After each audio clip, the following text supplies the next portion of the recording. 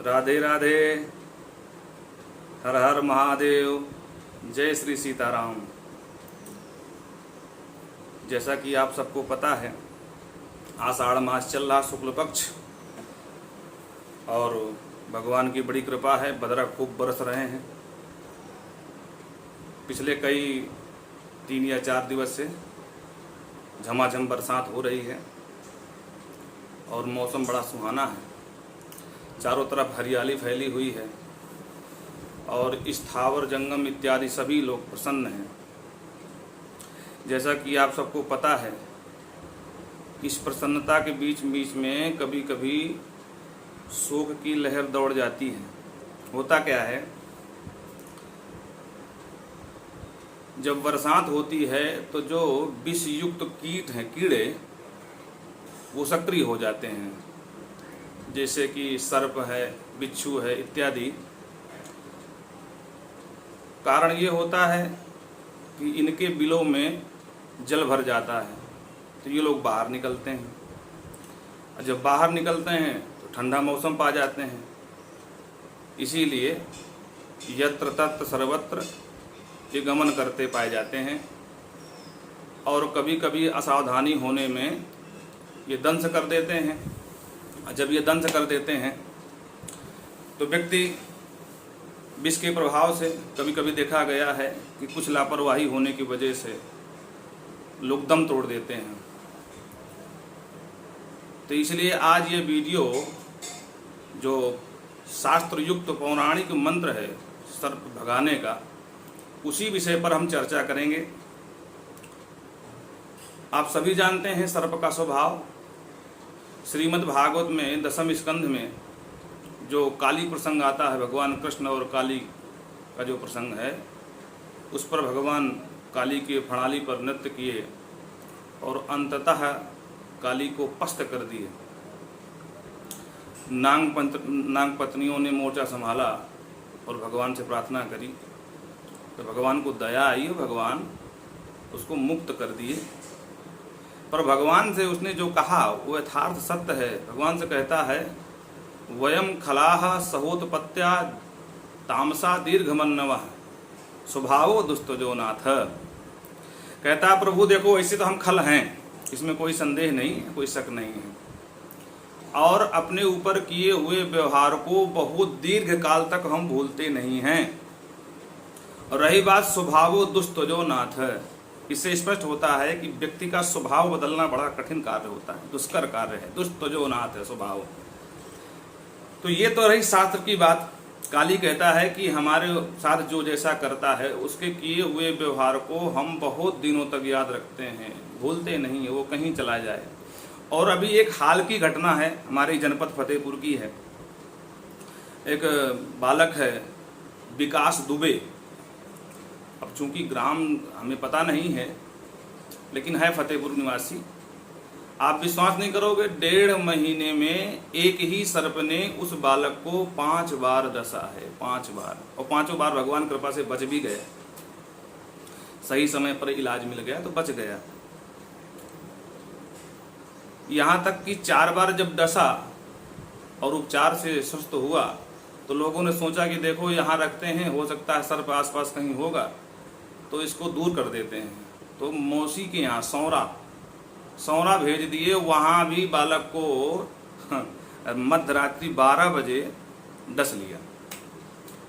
पर प्रसन्नता की बात यह है कि 5 बार डसने के बाद भी बालक स्वस्थ हो गया और सुरक्षित है। तो ये जब हमको सूचना प्राप्त हुई तो हमको लगा कि नहीं, एक वीडियो संदेश समाज कल्याण के लिए हमको देना चाहिए, जो शास्त्रों ने हमें उपाय बताए हैं उनके अनुसार।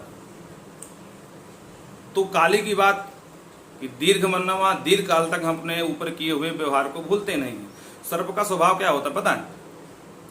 कभी कभी असावधानी बस हम सर्प के ऊपर पैर रख देते हैं, तो वो शत्रुता, वैसे भी खल इनकी प्रजाति होती है, वयम खलाहा सहोत्पत्त्या।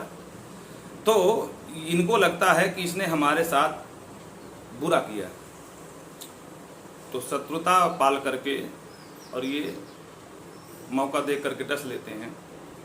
सब सर्प ऐसे नहीं होते हैं, सबका स्वभाव एक जैसा नहीं होता है। देखो ये उंगलियां हैं बराबर नहीं है, छोटी बड़ी हैं। तो कहने का तात्पर्य ये है कि ये शास्त्र की बात भी आप समझ गए, और वर्तमान में प्रत्यक्ष घटना है, अभी हाल की घटना है। विकास दुबे उस लड़के का नाम है। 5 बार सर्प ने डसा, 5 बार भगवत कृपा से सही उपचार मिलने से।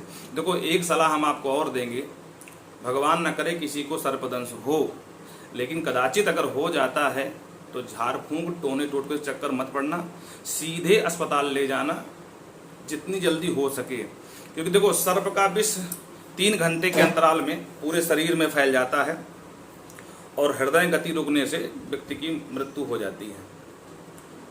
तो 3 घंटे के पहले पहले आपको हर कीमत में ये अस्पताल, जो भी नज़दीकी अस्पताल हो वहाँ पहुँचें, जहाँ व्यवस्था उचित हो, उत्तम व्यवस्था हो, वहाँ अच्छा से अच्छा उपचार करावें।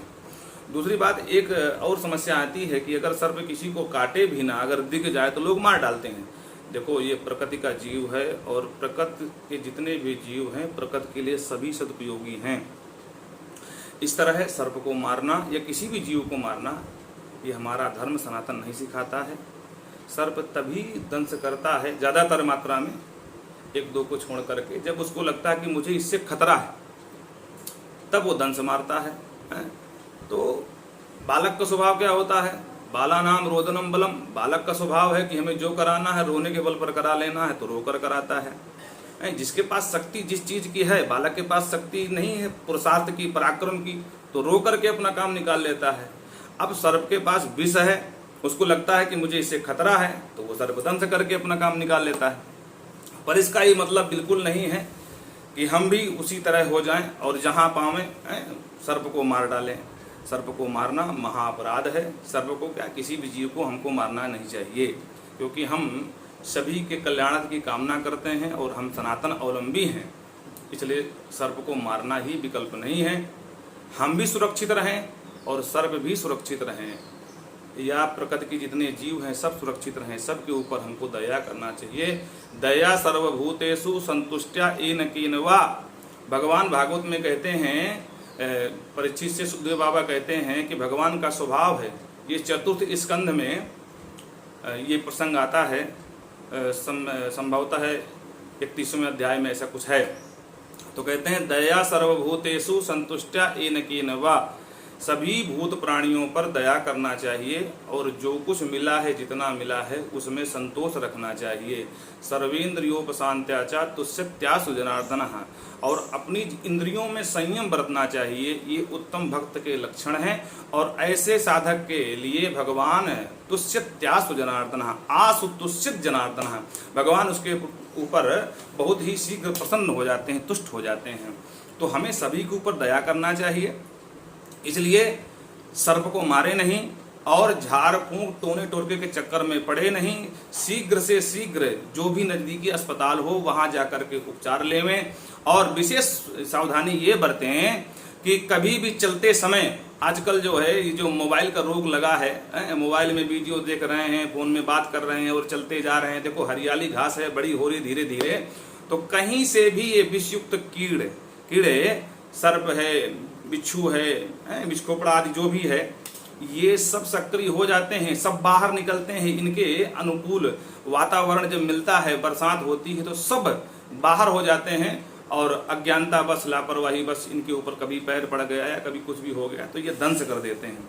तो हमको ये मोबाइल रूपी महिषासुर से बाहर निकल करके और अपनी जो 10 इंद्रियां हैं इनको सक्रिय करके और देख सुन करके आगे कदम बढ़ाना चाहिए, देख सुनकर चलना चाहिए। खैर, ये बात तो रही सावधानी की। अब आपको शास्त्रोक्तिक उपाय बताते हैं।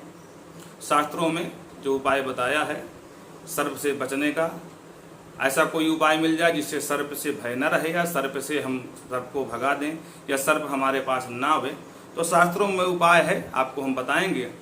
लेकिन इसका मतलब ये नहीं कि ये मंत्र हम आपको दे दें और उसके बाद आप बिल्कुल निश्चिंत हो जाओ, महाराज जी ने तो मंत्र दे दिया, अब कोई डर ही नहीं है, ये भी मतलब नहीं है। लेकिन फिर भी शास्त्र के जो भी उपाय हैं वो मिथ्या नहीं है, लेकिन हमें भी सावधानी पूर्वक अपनी दिनचर्या को संचालित करना चाहिए। तो आप सभी जानते हैं महाराज परीक्षित को जब सर्प ने दंश किया, उनकी तो मृत्यु हो गई। वो अलग बात है कि वो सदगति प्राप्त हुई सुखदेव बाबा के प्रभाव से। लेकिन अपने पिता की मृत्यु देख करके जन्मेजय कुपित हो गए और उन्होंने, सभी आप परिचित हैं, सर्पेष्टि यज्ञ का अनुसंधान किया। और खैर जब सर्प तक्षक नाग नहीं आया तो उन्होंने कहा ब्राह्मणों से कि देखो ये नाग कहाँ है। तो उन्होंने कहा कि देखो इंद्र, देवराज इंद्र इनका मित्र है, ये इंद्र की शरण में चले गए हैं। तो जन्मेजय ने कहा कि देखो निरपराध सर्पों को मारने से कोई औचित्य नहीं है, हमको तो तक्षक चाहिए। ब्राह्मणों ने कहा कोई बात नहीं, अगर आपको तक्षक चाहिए तो हम अभी मंत्र पढ़े दे रहे हैं। क्यों? क्योंकि मंत्राधीनम जगत सर्वम, मंत्र देवताओं के अधीन है और देवता मंत्र के अधीन है और वही मंत्र ब्राह्मणों के अधीन है। तो जैसे ही मंत्र पढ़ करके और सुराहा करने वाले थे कि तक्षक के साथ सहिंद्रम तक्षकम, सिंहासन रूढ़ होकर के और उस सिंहासन के पावे पर लिपटा था ये, तो देवराज इंद्र के साथ यज्ञ मंडप पर प्रस्तुत होने लगे। खैर विधाता ब्रह्मा ने बचा लिया। आस्तिक मुनि ने बहुत बड़ी भूमिका इसमें निभाई है। तो आपको कुछ पौराणिक मंत्र हम बता रहे हैं, आप लोग इनको या तो नोट कर लीजिए और किसी भी ग्रहण काल में या दीपावली में या देवउठनी एकादशी में इनमें आप इन मंत्रों को सिद्ध कर सकते हैं। इन मंत्रों के द्वारा जब आप सिद्ध हो जाए, विधि हम बता देंगे और जिसको विधि जाननी हो तो हमारा नंबर चलता है नीचे या नंबर कहीं पड़ा होगा, तो उस नंबर से हमसे आप संपर्क कर सकते हैं। और आप विश्वास मानिए, जो हम मंत्र आपको बता रहे हैं ये प्रैक्टिकली हैं, हमने करके देखा है तब आपको बता रहे हैं। ये कपोल कल्पित कल्पना नहीं है, मनगढ़ंत बातें नहीं हैं। तो आप विश्वास करिए। सर्पाय सर्प भद्रम ते दूरम गक्ष महाविषम जनमेजय यज्ञान्ते आस्तिक्यम वचनम स्मर, आस्तिक्यम वचनम स्मर, ये पौराणिक मंत्र है। और आप इसके 1100 या 108 इत्यादि जितनी श्रद्धा हो, आप किसी भी शुभ पर्व पर आप किसी नदी किनारे कहीं पर भी इसको आप जप करके और उसके हवन दशांश करके इसको सिद्ध कर सकते हैं। तो सर्पाय सर्प भद्रम ते दूरम गक्ष महाविषम जनमेजे यज्ञान्ते आस्तिक्यम वचनम स्मर, ये मंत्र है, पौराणिक मंत्र है, बड़ा प्रभावशाली है। एक बार आप पुनः इसको श्रवण कर लें। सर्पाय सर्प भद्रम ते दूरम गक्ष महाविषम जनमेजय यज्ञान्ते आस्तिक्यम वचनम स्मर, ये मंत्र है, पौराणिक है। एक मंत्र आपको बड़ा छोटा सा है, साबर मंत्र है, वो बड़ा काम करता है। जितने भी लोग ये पीले सरसों पढ़ करके छोड़ते हैं, ये सब इसी साबर मंत्र की देन है। तो इसको भी सेम विधि के द्वारा आप किसी भी ग्रहण काल में, दीपावली पर या किसी विशेष पर्व पर आप इसको सिद्ध कर सकते हैं। इसकी विधि है, मंत्र आप सुन लीजिए। मुनिम राजम आस्तिक्यम नमः, मुनिम राजम आस्तिक्यम नमः, ये साबर मंत्र है। कलयुग में साबर मंत्र बहुत प्रभावशाली होते हैं। तो जो भी जिज्ञासु हो और अपनी रक्षा के लिए, लोगों के कल्याणार्थ इस मंत्र को सिद्ध कर सकते हैं। पुनः एक बार मंत्र को श्रवण करें। मुनिम राजम आस्तिक्यम नमः, बड़ा प्रभावशाली मंत्र है। तो आप सभी से बस इन्हीं शब्दों के साथ हम विदा लेंगे और झमाझम बरसात का आनंद लीजिए, लेकिन सावधानी पूर्वक अपनी दिनचर्या को संचालित करिए। सर्पों से सावधान रहिए, विषयुक्त जीवों से, कीड़ों से सावधान रहिए, चाहे बिच्छू हो, कपड़ा हो और सर्प हो, इनसे सावधान रहने में ही भलाई है, क्योंकि मौसम इनके अनुकूल हो जाता है। और जब बरसात होती है तो ये लोग बाहर निकल आते हैं। और एक फिल्म का एक गीत हमको याद आ रहा है, जब बाहर निकलते हैं तो पता है लोगों से क्या कहते हैं, बरसात के दिन आए, मुलाकात के दिन आए, हम सोच में थे जिनके, वो जज्बात के दिन आए। तो ये तो विनोद की बात रही, लेकिन यथार्थ सत्य यही है कि ये अपने ऊपर किए हुए व्यवहार को भूलते नहीं हैं। तो लापरवाही बिल्कुल ना करें, सुरक्षित रहें, स्वयं सुरक्षित रहें, लोगों को सुरक्षित करें, नीचे देख करके चलें, ज़्यादा मोबाइल से चिपके नहीं, दिनचर्या को संभालें और स्वयं बचें, लोगों को बचावें और सर्पों को भी बिल्कुल न मारें, क्योंकि ये बहुत बड़ा अपराध है।